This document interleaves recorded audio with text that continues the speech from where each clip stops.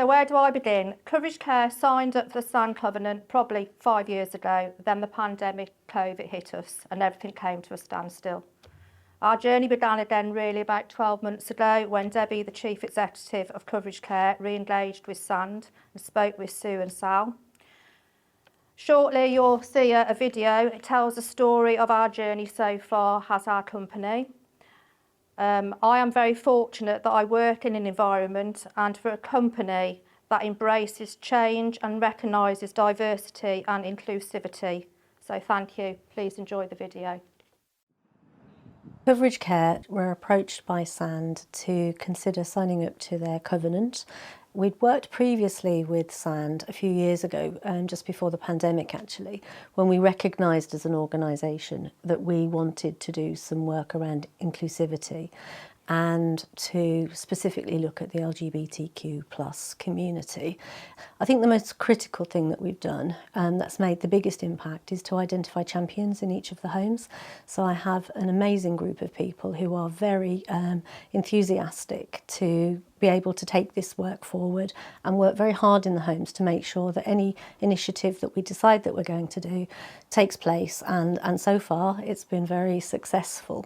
I mean, they really bring an enthusiasm and a life experience actually that gives it more meaning and a richness, I think, to the work that's being done, because they genuinely live a life that identifies with the LGBTQ plus community. Day to day, I'm there sort of as a person that the residents can chat to if they have any concerns, problems, or just want a general friendly face, sort of my role as a carer and as a champion. It can be specifically LGBTQ plus related, or it can be more independent towards the resident. Specifically as an LGBTQ plus member, it can be harder to enter a care home because it can feel like anytime you're going in towards an institution, you can feel like you lose a part of yourself. And the last thing an LGBTQ plus person wants to do is to lose that part of their identity, especially if they've been out and open for many years. So my job here is to make sure that everybody who comes in could feel welcome to be completely themselves and not discourage them from seeking the help that they need just because they don't feel like they'll be accepted, because we'll accept them.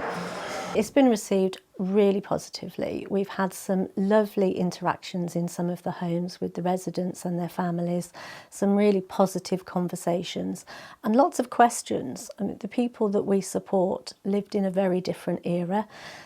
For the majority of some of their lives, this was a taboo subject and at one point was unlawful. So for them to be able to ask questions openly and to have those discussions has been quite enlightening, really, because they've shared their history with us. While we've started those conversations, we still have a way to go.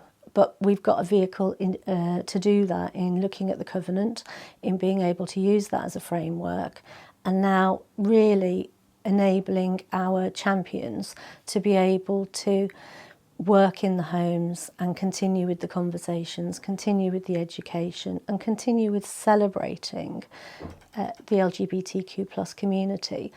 The biggest challenge we've had is changing old attitudes and trying to get rid of old terminology and using the up-to-date words and phrases and descriptions.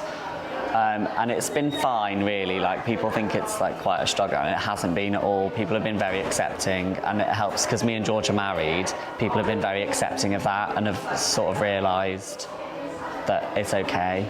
It's important that care homes are inclusive and so everyone is free and comfortable in where they live. Nobody should feel uncomfortable or not be able to be who they want to be, and it should be celebrated as to who they are.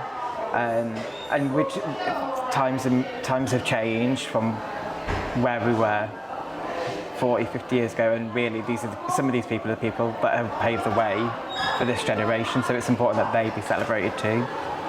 I think the work that we've started with SAND has certainly helped us to look globally at coverage care, to look at not only the LGBTQ plus community, but to look at inclusivity as a whole, much more now that we are encouraging overseas staff, for instance, to join our organisation.